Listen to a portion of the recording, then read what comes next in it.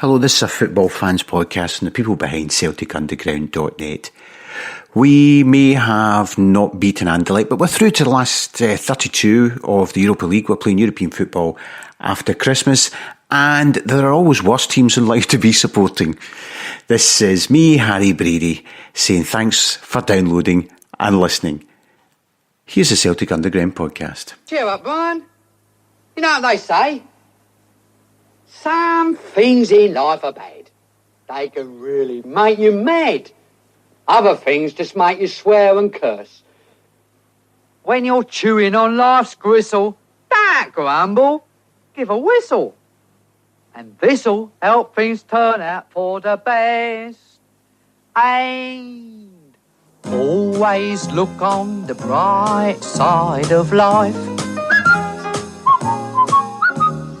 I know it's supposed to be doing cover versions and songs with great intros, but actually the intro to that really fits for two reasons. One, because I just thought it fitted for me after the Anderlecht game, and also if there's any Rangers fans who do listen into the Celtic Underground podcast, that's especially for you. But as I'm pulling this together, a fantastic, and I know this is a Celtic fans podcast, but we do have an interest. We don't exist outside the bubble of Scottish football, and there's a fantastically nae dignity, nae class statement has come out from Fanny Boz, the gym trainer. So I'm also sticking from one of my favourite bands, a non-cover version song right at the end, so you can listen to that. Anyway, decided after the Mark Cooper complaining that he always goes on after we've lost a European game to not have Mark this week, and we're going to have Lachie Mor to discuss the Anderlecht game, try and put some context around it, and then have some insight as to whether we think it's good, bad or indifferent. Anyway, enough of me. It's me, Harry Brady, with him, Lachie Mor. Keep them laughing as you go. Just remember that the last laugh is on you. And always look on the bright side of life. Always look on the right side of life. Come on, guys, cheer up. Always look on the right. So I'm joined now by Lachie Mor. How you doing, Lachie? I'm very well, thank you. Well, what the listeners, I was going to say what they don't know, but they're going to know in the next 2 seconds. We tried to record this last night, but get cut off after 5 minutes. So since we recorded it last night, there's been some breaking news in Scottish football, so we'll cover that off first. So, what do you think about the police reporting Hearts, wanting a further investigation into Hearts' main stand? Well, I see, what's her name, Mrs. Budd said there's no concerns. Nothing to be concerned about at all. Nothing to see here. Move on. Move on. Oh, well, it might... certainly things are going swimmingly since she's gone into Hearts. Their main stand's only 6 months... was it 3 months late? And it's not quite finished. And the police want an investigation into the safety certificate granting. So that's that one. The other story in... Well, since we're coming up, let me tell you a festive tale, Lachie. Yeah. About 6 years ago, somebody gave me a great Christmas present. It was called The Rangers Are Going Bust. And it's the best Christmas present I've ever had, because round about Christmas every year, it just keeps on giving. So tonight, the Rangers Are Going Bust saga of tonight is that they approached Aberdeen for permission to talk to McInnes. Now, as far as I understand, it had gone so far as McInnes' agent had spoken to Rangers 5 weeks ago, that McInnes then got in about to look at Rangers, saw that they were a complete mess, said that he would only go if he got to bring... I think it wasn't just the first team coaching staff. From what I was told, it was like the next... Gordon Marshall as well. It was down to under 20 coaching staff that he wanted to take with him. And then Aberdeen said, well, you can only speak to McInnes if you agree to pay compensation, but it was compensation for the whole lot. But an example of how far it had gone, I know someone who knows Jamie Langfield who was telling me that Jack Ross was really excited about the fact he was likely to get the Aberdeen job. That's how far all the chat had gone. And then tonight, Derek McInnes says, nah, you're all right. So what do you think of that? Oh, gosh. Where do you start? According to Chris Boyd, you're completely wrong. No way would he have been allowed to see the real information, because he could then have taken that knowledge back to Aberdeen. Did you not hear him in Sports Scene tonight? No, I didn't. I didn't listen to that tube. He was adamant that no way would he be given knowledge of the budget and things like that. I'm sure this is the same Chris Boyd. Michael Stewart's view was he had a look under the bonnet and there was no engine. Aye, well, I'm sure somebody posted something up on Twitter earlier tonight of a quote from Chris Boyd earlier this week saying the only reason the Rangers are making a formal approach to McInnes is because they've already had lengthy conversations and they know he's going to take the job, because they wouldn't do anything as stupid as to make it public that they want to speak to him without knowing that he's definitely going to take it. So he's not definitely... Anybody of a senior level who's been offered a job at a competitor where conversations are all very skullduggery will have had lots of information exchange going backwards and forwards. No, you've got it all wrong. According to Chris, and he was in the point of tears, I thought, tonight, the reason that Derek hasn't taken the job is because he was never allowed to speak to Rangers. So he couldn't accept it. That was his version of events. Well, that's just nonsense, because we know that his agent's spoken to him, and then, as Chris Boyd himself said earlier in the week, Rangers are not going to ask formally to speak to Derek McInnes without finding out. I mean, nobody's going to be that stupid to then go and say, can we speak to your manager? Yeah, on you go. Well, I don't want to speak to them. No, nobody was that stupid. Well, the way he portrayed it tonight is that Derek's sitting up there longing for Ibrox, but he was denied the opportunity to speak to them. It's all they hadn't told him the real nuts and bolts of the operation, because that would be like giving your opponents insider knowledge. Well, as I say, I was told the exact opposite, that his agent had seen the real nuts and bolts, and so one of the big problems was McInnes wanted to take hundreds of people with him, loads of coaching staff with him, because things are so bad over at Rangers Way.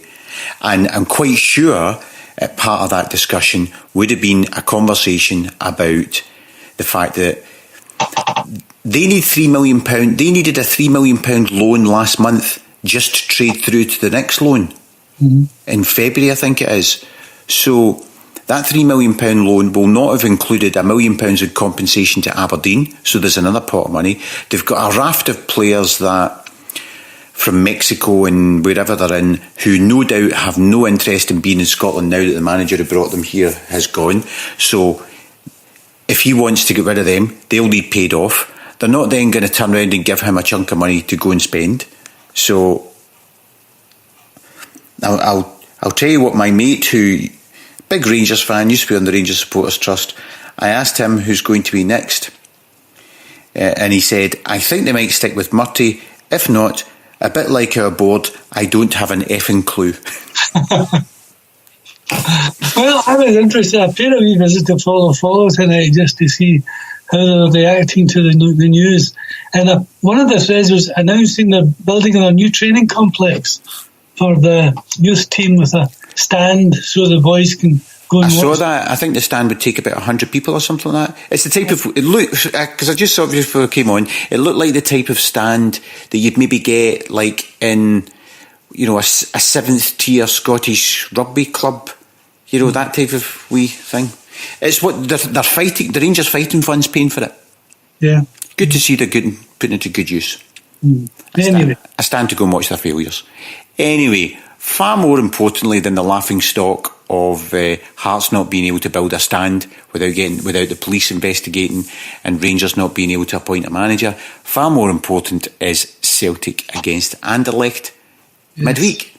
So I'm going to take things through in chronological order because it's easy with with hindsight, hindsight's 20/20 vision, it's easy to then say, to judge things. So, Wednesday night, 6:30, the team gets announced, and the team is, well, everybody knows what the team is. So what were your thoughts when the team was announced? Well, I wasn't surprised. The only pre-song of doubt I had was why didn't he play Cham, because Cham had played well in the last games we'd seen him, but he brought Armstrong back. I wouldn't have played Armstrong because I think this season in the European games he's been short. Mm-hmm. He's not up to that level. I think he's a good footballer, but I think like many players he's got a ceiling, and at the moment his ceiling seems to be playing in Europe. But apart from that, I thought the rest was okay. Okay, so you go into the game thinking, that's the team. I'm not surprised that team's been picked. I'm not surprised that's the system we've gone for. That's what my expectation would be. Then the game starts. So, first 5 minutes, Anderlecht come out of the blocks, a million miles an hour. We seem a bit startled. How did you see things then? Well, when we had our brief conversation last night, I think I said to you, I wasn't surprised at the way Anderlecht started again, because I watched them playing against Bayern. I thought they were terrific against Bayern. They were better against Bayern than we are. Mm-hmm. I thought they played well against Bayern, but and really, they were always in control of the game. But against Bayern Munich in Brussels, Anderlecht tore him to shreds for half an hour, and they missed umpteen chances, far more chances than they had the other night. So to see them playing in that sprightly, alert, bright way didn't surprise me. What concerned me was the way the Celtic responded to that. It was as if they were like rabbits with a caught in the headlights. They were pinging the ball. They were really. I felt they were really stretching us. That they would, if they had the ball 40 yards from our goal on the right wing, there would then be a pinged pass across to the guy who's hugging the touchline on the left wing, and then they would come in from that side, and then next time they attacked, they would do the exact opposite. So we were just getting really, at the back, we were getting stretched. Our back four was getting really stretched to the full width of the pitch, and our midfield, our two holding midfielders in the 4-2-3-1, they were sort of having to sprint from left to right and right to left. Yeah, I really didn't think they coped well with it at all. The boy who was playing directly against Brown started the game very, very well. And Brown seemed to be trying to cover for other people, and was unable to focus on his own job to a certain degree. Because I noticed halfway through the half, there was a long conversation between him and Brendan about what they ought to be doing. I think, we said the other night when we talked last night about the fact that he did respond tactically. Well, that's the thing. Somebody sent me a message about Brendan being tactically naive, and we can talk about the group and put this game in the context of the group. I think if you park the group, the full group, for a minute and just look at this game only in the context of this was a head-to-head tie against Anderlecht. Mm-hmm. Between the 22nd and the 24th minute, Brendan was talking to Forrest, McGregor and Brown. It was those three players that I particularly noticed he called over. And by the 24th minute, we had changed to a back five with Forrest this was when we didn't have the ball, it was a back five, with Forrest protecting Lustig. A flat three of Brown, McGregor on his right and Armstrong on his left. Sinclair then sitting in front of him in a number 10, and then Dembele. So it was a sort of 5-3-1-1. Mm. And so when I got the message about, there's Brendan, we don't win again, tactically naive, I thought, really? We start a game, he sees the players, as you say, acting like startled rabbits. Mm. And between the 22nd and the 24th minute, he completely changes the whole setup of the team, moves people around the park, moves a winger to a right wing back, moves the other winger into a number 10 role and changed everything around.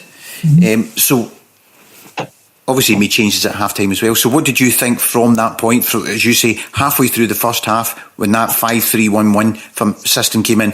How did you see the game then went for the rest of the first half? They started very brightly, but after that bright start, it became... They really weren't opening the Celtic Cup. They were moving the ball about very fast, pulled Celtic players here, there and everywhere. I get into a debate on Twitter by a guy who was going on about the tactics and pointed out you can have the best tactical structure in the world, but if you have players on the night who can't pass the ball 10 yards to a teammate who made runs, the correct runs perhaps, your tactics go out the window. So I thought we kept surrendering the ball to them, not because of the tactical framework, but because we had three players in particular. I thought one was Dembele, was very poor the other night. Sinclair, who was very poor at retaining the ball, and Armstrong. And I thought, time and again, we were making progress and they would give the ball away. And then you're in a disjointed situation again. And they were quite quick to exploit that with fast passing. But I don't think it was a case of being tactically outthought. I think it was a case of players not playing well in the night. Yeah, guy next to me was making a comment during the game about, in the first half in particular, that he was getting agitated about the crowd getting agitated and saying, this is a head-to-head, it's still 0-0, we just need to get the ball down and pass. And I said to him, well, there's two problems there. One, we're not getting the ball to get control of it, to pass it. But even when we were getting it, not only your point of the likes of Dembele, Sinclair and Armstrong, who were giving it up as soon as they got it, but I also felt even our better players on the night, when they got it, they were trying to move the play on quickly for a quick counter-attack, but they were doing it too quickly, so they were doing a nice fancy wee flick and losing it. And you're thinking, I understand you want to play quickly and move forward and play on the counter-attack, but see, tonight we just need to get the ball down and keep it for a bit and take the sting out of the play. I agree. Even the likes of Tierney was kind of stretched the other night. I think he looked as comfortable as I've seen him in the past. And I don't think that... I saw someone criticising the centre backs. I thought the centre backs played very, very well defensively. But time and again, they were trying to bring the ball out and no one was showing for it. And I think that's because those three players in particular realised they were not playing well and didn't want it. Yeah, and it's interesting you say that, because I was thinking, I was watching the Motherwell game on Saturday, and what was coming to mind was a couple of podcasts that we've had with Mark Cooper about the difference between some of the players that we've got who are really good in the SPL but not so great in European football, and a player that will be really good in Champions League football, is their willingness to take the ball when under severe pressure. And I was watching Dembele on Saturday, who was always offering himself as an option to the centre halves, even when he had three Motherwell players on him, one behind, one to his right, one to his left, he still offered up. Whereas, as you say, there are other players who, when there's somebody on them, and sometimes it's almost like they deliberately try to get marked, when there's somebody on them. Did you mean Edouard rather than Dembele? No, sorry, I mean N'Cham. Sorry, N'Cham. Yes, N'Cham. I should be saying N'Cham. N'Cham offering himself, even when there's people on him, as an outball for the midfielders, even if for the centre halves, even if it is for them to pass to him and him to pass back to them, but they pass to him allows them to move round to their left 10 yards. So when he passes to them, even if they then pass it straight back to him, the angles are moving and changing, and that. As I say, getting back to comments that Mark Cooper was making, I thought, is that partly the reason why N'Cham sometimes gets criticised, because he loses the ball, but he's losing the ball because he's making himself available. I often watch a game in relation to midfielders, not to see how many mistakes they make, but to see how much they're involved in play. And sometimes a player gets criticised because he makes mistakes, and another player doesn't get criticised because he doesn't make mistakes, but that's because he's not touched the ball for 10 minutes, because he's not made himself available, so he's not put himself in a position to make a mistake. I went to a game last August, not August, the year before, when Celtic under 20s played the Ireland Brew Cup tie against Annan at Greenock. So we were up at the boat, and I said to Harry, I think I'll go up to Capello and see the youth team. So I went up, and Christopher Aher was playing midfield. And talking about it later on online with guys, a guy was criticising him, and I made the point, he never hid. Even though he made the odd bad pass, and he wasn't perhaps as good as he himself would want to be, he never hid. He kept looking for the ball. And to my mind, that was a sign of a player who wanted to play. He didn't. The fact that, just as you were saying, like Cham, he would show again and again, even though he might make a mistake. And you have to do that. So I felt the point in between 22 and 24 minutes when Brendan went to a back five, I thought to myself, this is a manager who spotted his team are not at the races today. And the criticism that Brendan's had in this Champions League group has been he's not been pragmatic enough, and that we've played too open against the better teams. And I felt against Anderlecht on Wednesday night, at round about the 22nd minute, Brendan Rodgers thought, there are too many players not at the races today. The most important thing is we don't lose 3 goals. And change the system to be a system, and getting back to your point of, once he did that, did Gordon have a save to make after the 22nd minute? No, not until late on in the game. He had a save after the goal, really quite late in the game. Remember it? I don't even really remember that. He did. He had a good save near the end. He actually commented on it in his interview. But I mean, even the goal was a mishap. It wasn't a well-created chance by Anderlecht. Yeah, because I'd made a comment about online that, you know, it felt to me as if Brendan had decided, right, this is a head-to-head. The team's not playing well.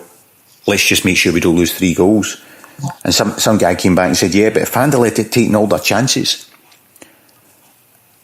And my recollection, I remember you're really uptight through the whole game because they've got so much of the ball. But on the way home, I started then thinking back, yeah, they had lots of the ball, but they had no chances. They weren't creating anything. No, not after the initial flurry they didn't. No, once we changed the system, we gave up possession.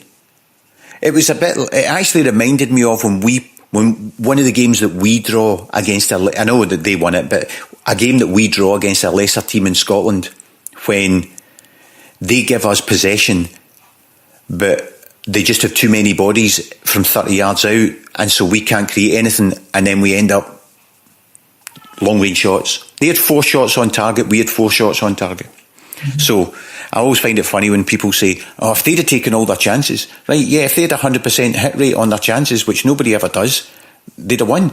If we'd have had 100% hit rate on our chances, the game would have finished 4-4. You know, you can't pick it for both. So half time then, Brendan makes the changes. What did you think?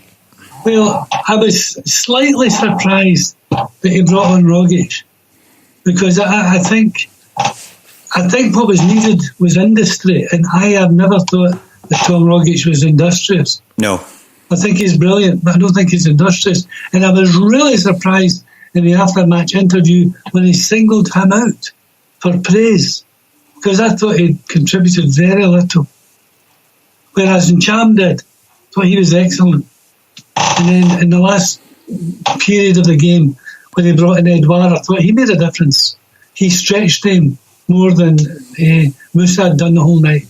Yeah. There was an incident, I don't know if you were aware of it. I mean, I was right away up at the top of the Lisbon Lions stand, right away up in the gods. And a move broke down at Dembele, And Brendan turned round and he put his fingers to his mouth and he whistled and you could hear it. Mm-hmm. We were, and he shouted to Edward, "Get down here." Because he was walking up. Yep. I saw that. It was dramatic. A full stadium, you could hear him whistle, "Get down here." Right away I says to the guy next to me, "Dembele's getting hooked here." I mean, I thought it was really telling as we, just before half-time, it was the 43rd minute, I noticed that Encham and Rogic were sent to warm up. Nobody ever gets sent to warm up in the 43rd minute. They also come out into a half-time. They were warming up in the park before the rest of the subs come out. Yeah. Both of them. So, yeah, I thought I made the right decision because I said to the guy next to me, I would take Armstrong off and I would take Sinclair off because I don't think they're contributing anything. In fact, at the moment, the contribution is negative. Yeah, there was a bit just before half-time, maybe 35, 40 minutes, down on Anderlecht's right, our left, round about sort of 30 yards out, where there was a bit of play. And Armstrong was just running about. There was 3 or 4 passes, and he was running about. If you've ever played football and the people you're playing against are just a wee bit better than you, and you go to close a guy down, he passes somebody else, you go to chase him, and you always arrive just a second after the ball's moved from where you're going. That's what Armstrong looked like.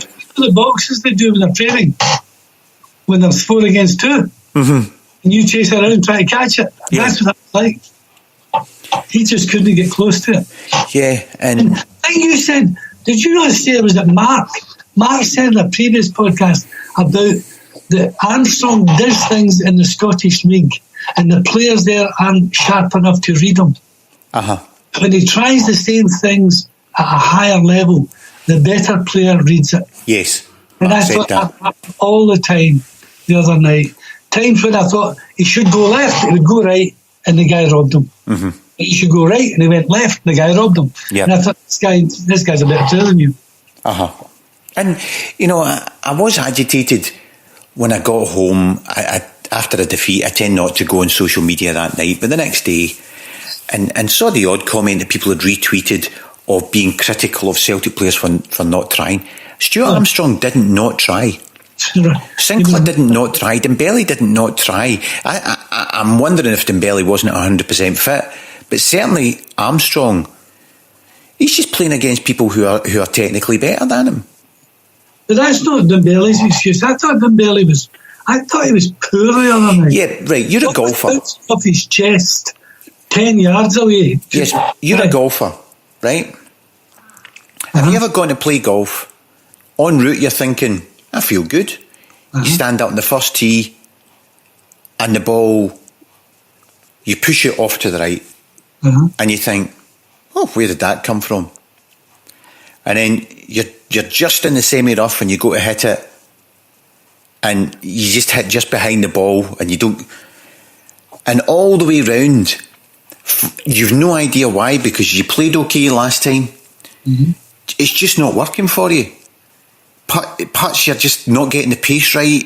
You just. And okay, these are much better. They're much better athletes. They are, much better at their game, and we're amateurs, and obviously they're professional. But the point I'm making is, sometimes, for whatever reason, it's just not working for you. Pros do it. I mean, you're using golf as an analogy. Pros do it. You get guys who shoot the lights out one day, and then the next day they'll be 10 strokes higher. And guys like the other night, Ricky Fowler was all right, but the next day he was fabulous, and there's no accounting for it. Yeah, so I did think the other night watching Dembele, either he wasn't fully fit or he wasn't fully focused. I think he wasn't. I think his problem, he's not had any sort of decent run in the team this season. He's not had a series of consecutive games to get into it. He's been in and out and in and out, and I think that's. Well, you see, in that situation, I know the manager sees them day in and day out. I would have asked, in terms of the night was needing industry, I would have played Griffiths. Yeah, but because he's more industrious. Griffiths doesn't hold the ball up. That's a fallacy. No, it's not. When you look at the way he played the other night, that's a fallacy. It's not a fallacy. He picks the game up well, Griffiths. He doesn't. He does. Watch him. I disagree. Well, see, that's one of my hobby horses. I think he's greatly underrated when it comes to linking up the play. No, there's a difference between linking up the play and holding the ball up. Yes, but he was doing neither.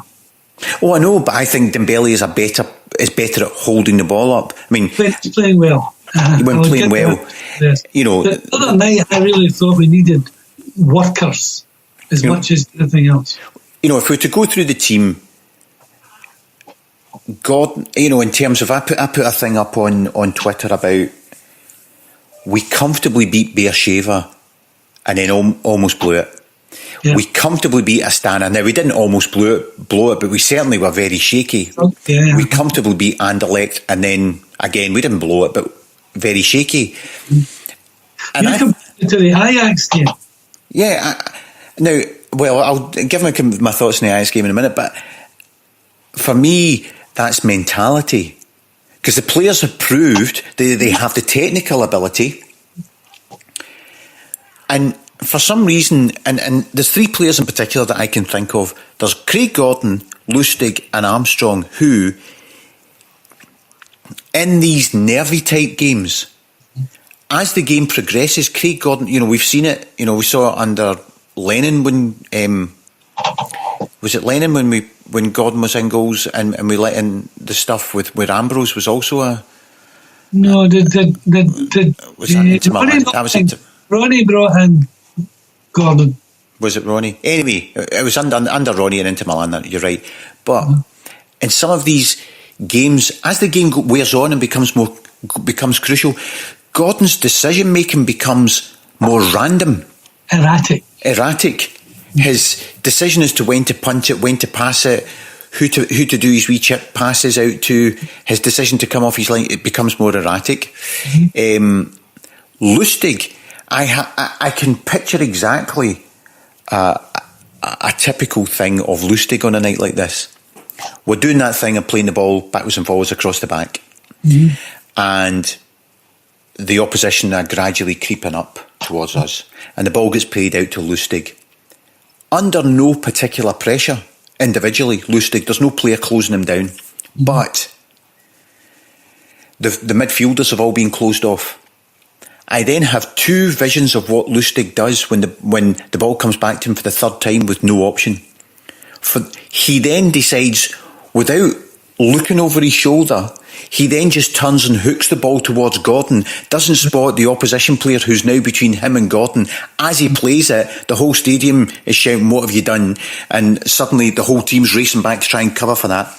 Or he hits it, he just tries to make a pass in the general direction of Scott Brown, and again doesn't seem to notice the opposition players, loses it in midfield, and again we're playing on the back foot. Or he launches it, and he doesn't do that in the SPL when he's under no pressure. But the options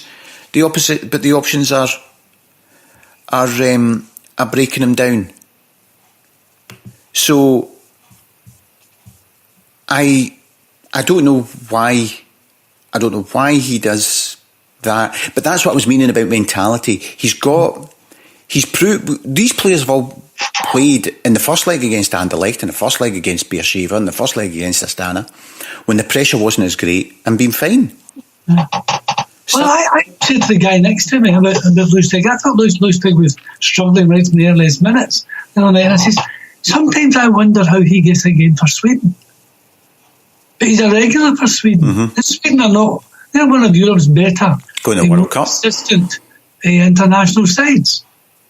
And you think, well, is he as nervous as that playing for them as he is often when he's playing for us? And then I think Sinclair's not really had any outstanding games this season like he did last.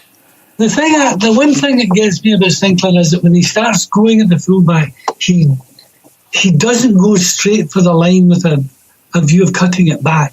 Now, I was watching the Champions League highlights today, and a number of the players, really top players, who will simply go for the byline like as fast as they can and hit it across the goal, and you're getting deflected goals, you're getting utter chaos in the penalty area, that he seems to want to get it onto his right foot all the time. And there were good moments where he was attacking, the fullback was on his back foot, and he looked at, he's going to go past him, he's going to cut it back. No, he stopped, turned, back onto his right foot, and all the momentum was lost. And he does that in the league as well sometimes. But he's better than most of the players in Scotland, so he gets away with it. The other thing that I thought last night, and it's happened in a couple of European games, Brendan, as we know, wants people to pass the ball about. Mm-hmm. When under pressure in a couple of those games, not Bayern at home, but he did it Wednesday night, Kieran Tierney goes long. Mm-hmm. Just belts the ball up the park. And after a couple of games when I've noticed him doing that, in the post-match interview, Brendan Rodgers has then talked about, we need to be doing this, we need to be doing that, and we hit the ball long far too many times. Mm-hmm. So that's something Kieran needs to have more confidence in his own ability. The other thing that intrigues me a wee bit about one or two of them is when you look at really good players, they can turn either way. Mm-hmm. They receive the ball and it doesn't matter whether it's to the right side or the left side, they can turn either way. Sinclair doesn't. Sinclair always tries to turn onto his right foot. See, to be fair to James Forrest will go outside and inside. Yes. I actually thought that was what I thought in the second half he did it very effectively.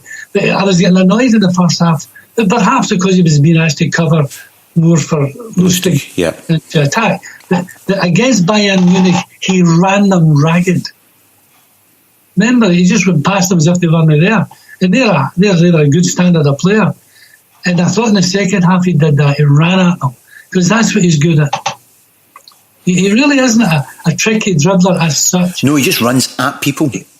But he has good control while he's running. Yeah, he's got good close control when he's running. He should run, because that's what he's good at. And I thought in the first half, run, Forrest, run. Do you know, the thing is, although we were not an attacking force, I was much more comfortable in the second half, that we were in control, and I felt their goal came against the run of play.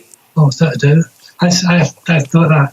I thought, oh God, I says to the boy next to me, I couldn't see that goal coming. I thought we were controlling the game nicely, and I thought there's a chance we might score here, and we might win. But I shouldn't have said that to myself, because I remember the night we were playing Ajax in the Europa League, and I said to Isaac, my grandson, I says, Isaac, if we keep playing like this, we're going to win. And Scott Allen passed it to the guy. Oh, yeah. And I also said to him when they were playing, who was the Greek team we played? Was it Panathinaikos? No, I don't know. Oh, was it Cypriot? No. Can't remember. The same section, remember? There was one of the Greek teams that they went online with all their daggers and everything. And oh, yes. Was it Panathinaikos? Anyway, that was. We were winning 2-0, playing brilliantly. And I says to Isaac, Isaac, if we don't do anything stupid here, we're going to win this. And Effie headed it right at the guy's feet, who scored 2-1, and then they equalised right after half time. And we battered them for the rest of the game, but we couldn't get a winner. But I think you should never think positive thoughts, George. No, never. Keep your mouth shut. Keep your mouth shut.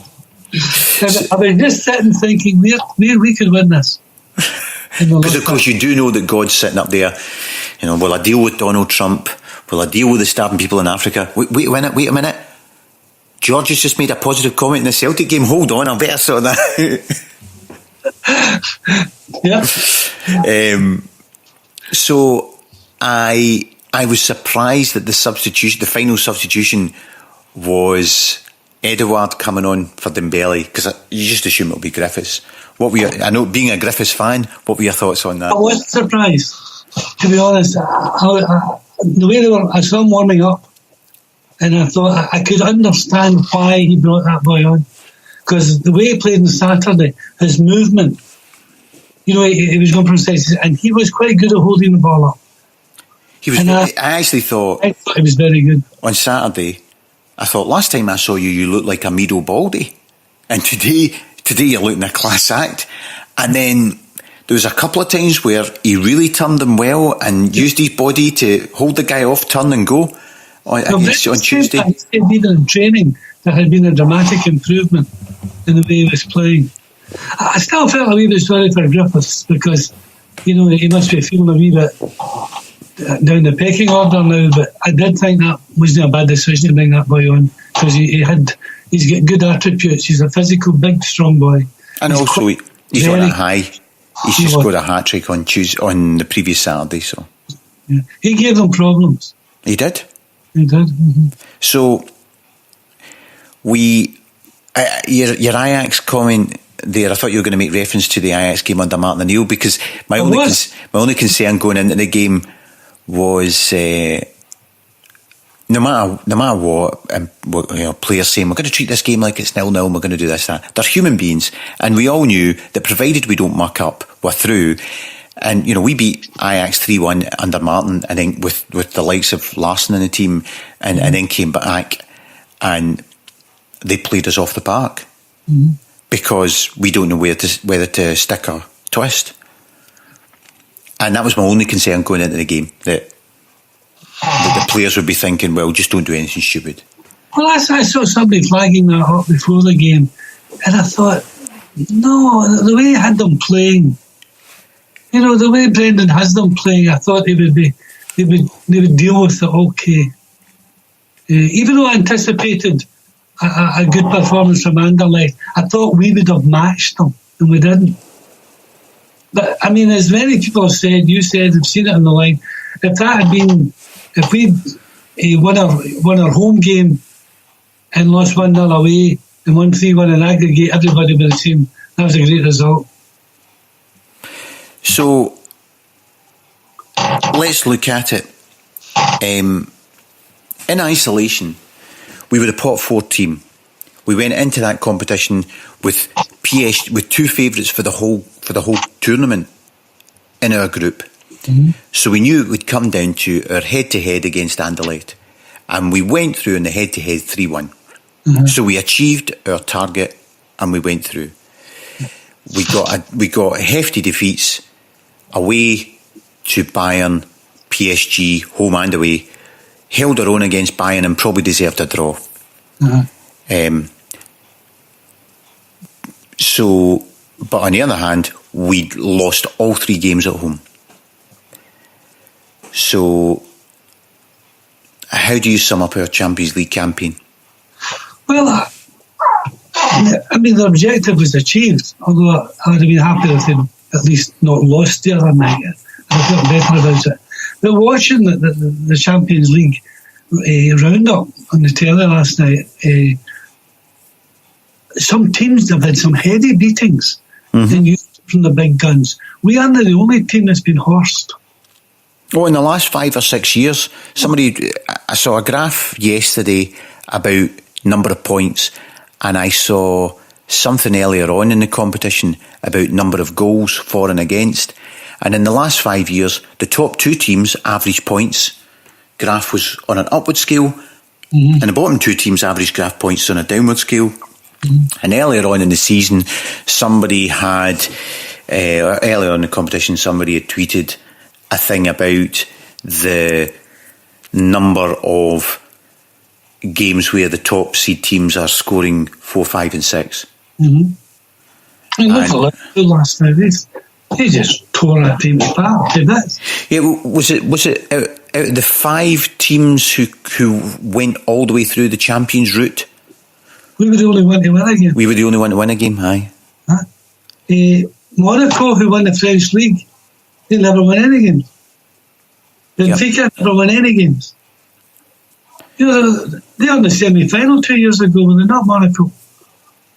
Yeah, and I tell you the other thing that I mean, I don't know the ins and outs, I'm not going to pretend to be an expert of it, but I did glance on the web and just did a sort of a 10-minute search. One of the other things that Anderlecht demonstrated was, to me, or is the benefit of regular participation in the Europa League, because you get the same coefficient points for a win in the Europa League as you do for the Champions League. So you're getting that. You get money for continuing to play in Europe, and also the benefit of selling the odd star. So they sold, in the last 2 seasons, they've sold £30 million or £50 million of player in the last 2 seasons. 2 players for a combined amount of something like £50 million. And so in the last 2 seasons, they've spent over £40 million on their squad. So if we were to, on his current season maybe not, but if we were to sell Dembele in the summer for 30-40 million quid, that just allows us to completely transform things. I was looking though at the teams that are in the Europa League, and they are very powerful. Yes. All of them. Even though some of them, like us, have been ejected from the Champions League and haven't had great form, they are powerful teams. Borussia Dortmund, Atletico Madrid, Napoli, teams like that, we'll be up against it. I mean, I was sort of jokingly said today, who would you like to play? The answer is none of them. Exactly. But, it'll be interesting to see. Sviatchenko's obviously finished because he's fit now and he didn't even get on the bench. Right. And so Brendan wants 2 centre-halves. What I would really like, I'd like a Kolo Touré type, but 2-3 years younger. Yes. A guy who's a leader. Is that not what Eric was supposed to be? What? Is that not what Eric is supposed to be? No. That's what Eric is supposed to be, a mature centre-half who could hold things together at the back. No, I'm talking about a guy somewhere between 50 and 100 times the player of it. I'm talking about a guy, an 8 to 10 million pound player, not a 2 million pound guy who's played 5 times for Denmark, who's 5'10" and is 24. I thought that's what he was supposed to be. Oh, he was supposed to be when we were shopping when we were shopping in Aldi's under Ronnie Dyler, but we're now shopping in Waitrose under Brendan. No, I'm talking about someone who's 28 to 32, has been there, done that, is a leader, and is still a top class centre half. I think that would be a real benefit to our team. Who are we going to get that hasn't already played European football this season?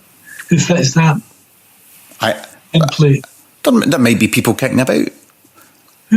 I don't know. I'm not saying I know who I want. I'm just saying that's what I would like us to bring in. 2 centre halves, one of whom being like that. That I think would be beneficial. I believe one of the things that Brendan is hoping that either Tony Ralston,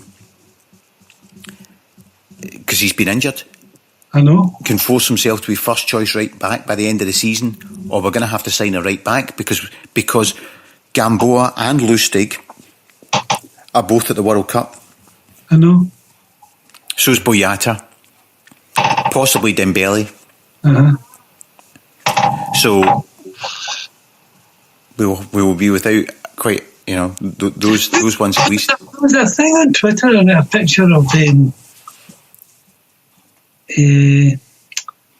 Kieran Tierney and one of the other younger players and a guy, and it was suggested that this guy was actually a centre half from another club who had been at the game that night.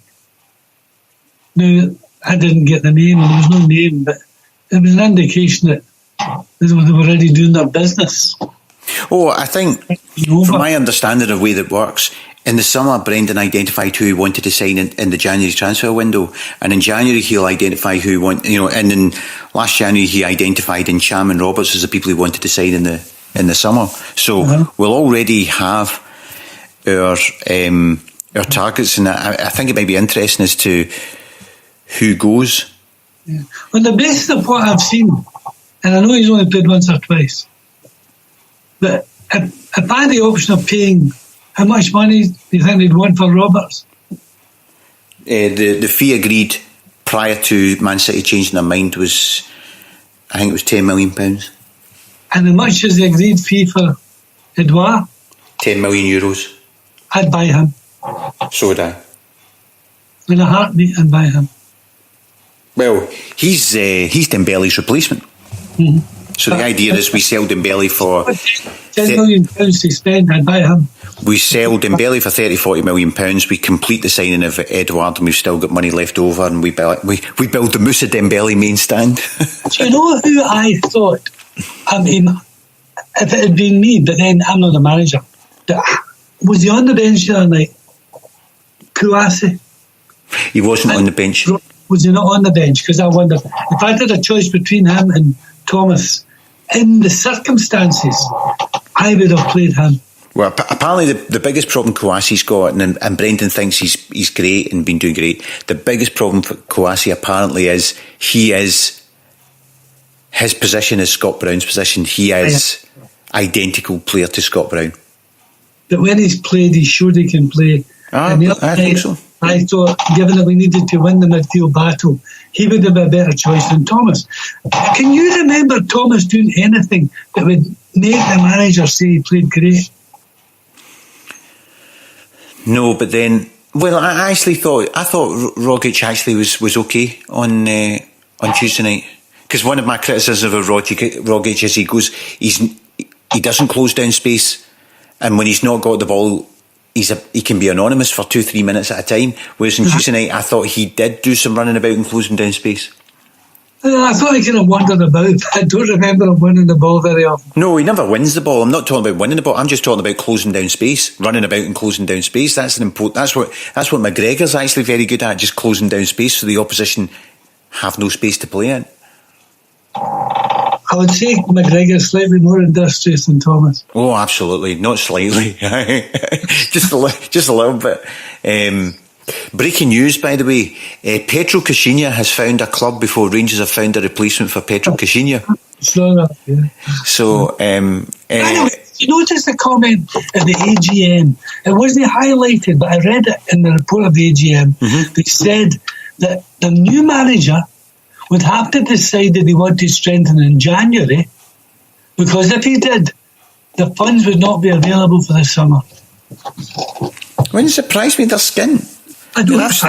Do you know, if I wanted to have my paranoid hat on, they knew they couldn't afford McInnes and all these people, but they kept the conversation going to unsettle McInnes during the time of those two games, because everybody in Scottish football knew that Rangers were expected to get McInnes, and McInnes had been speaking to Rangers, and even Aberdeen expected him to leave. So the Aberdeen players, that's the point, expected to leave. Players.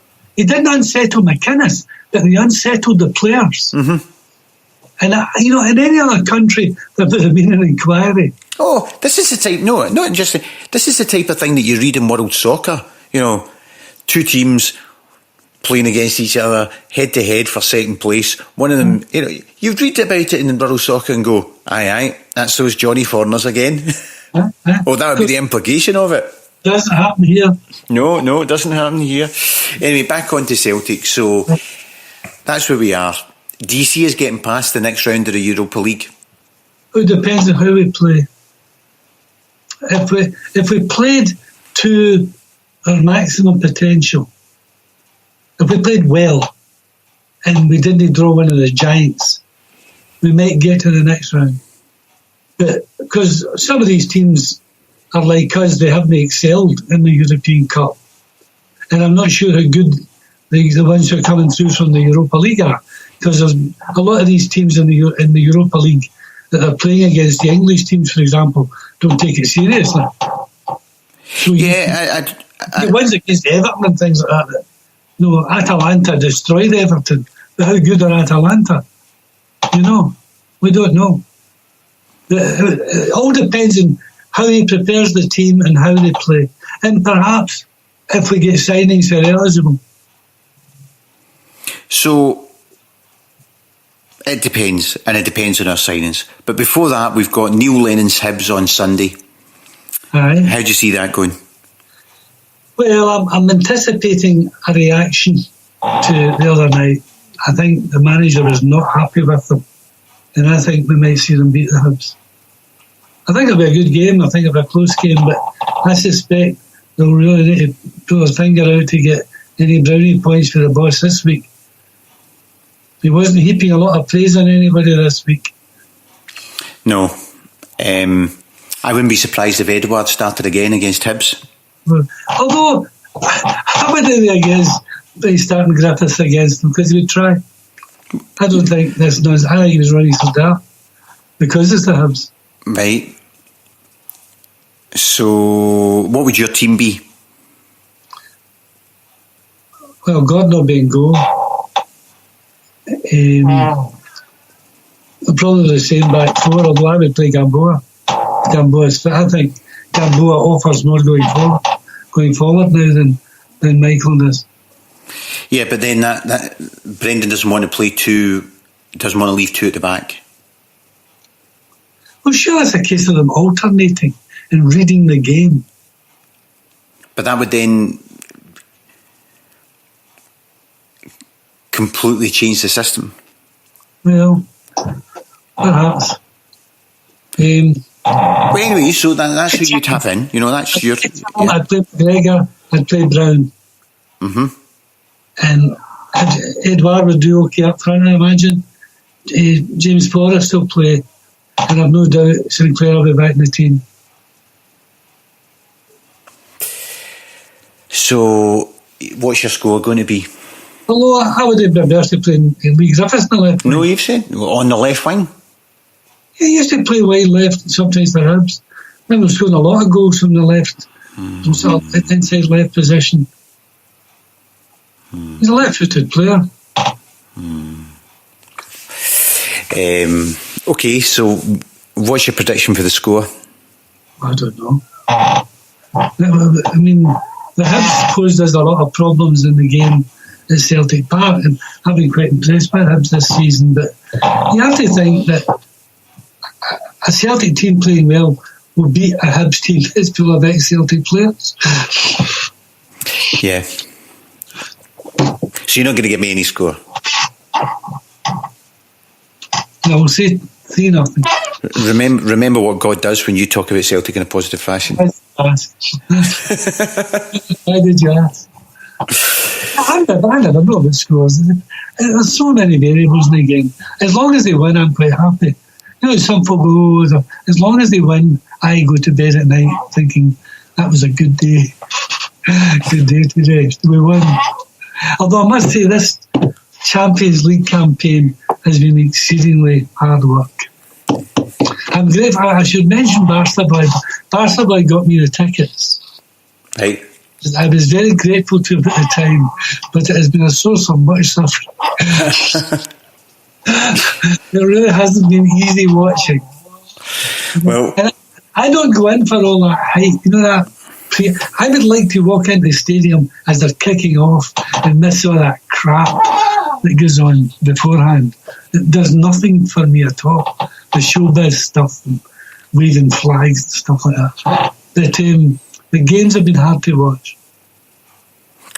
Okay, with that, I will say Lachie Mor, thanks very much.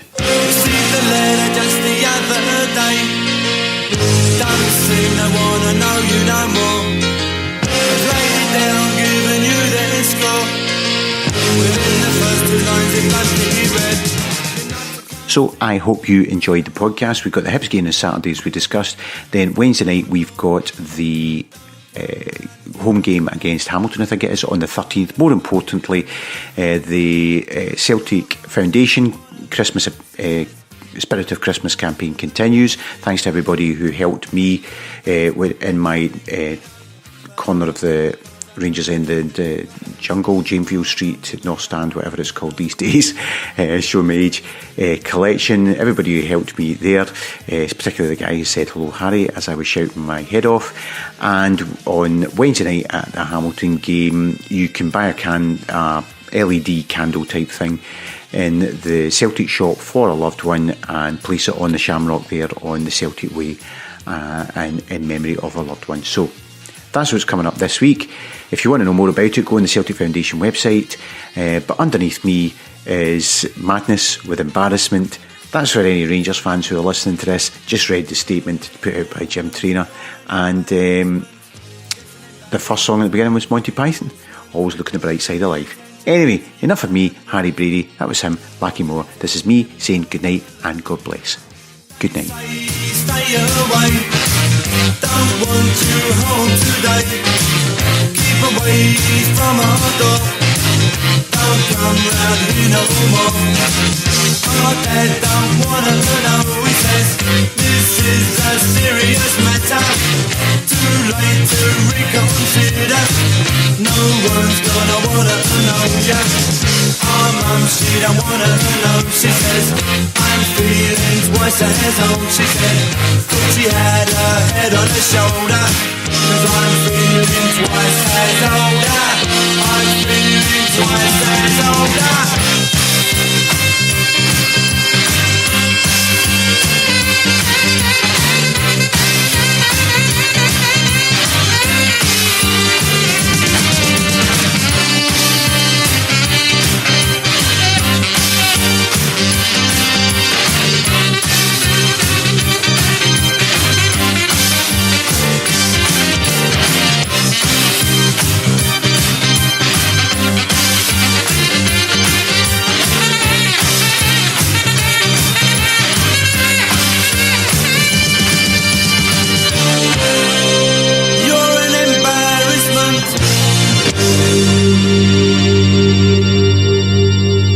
Somebody said that every member of Madness has a function, and Woody's used to sleep. What during a gig was it?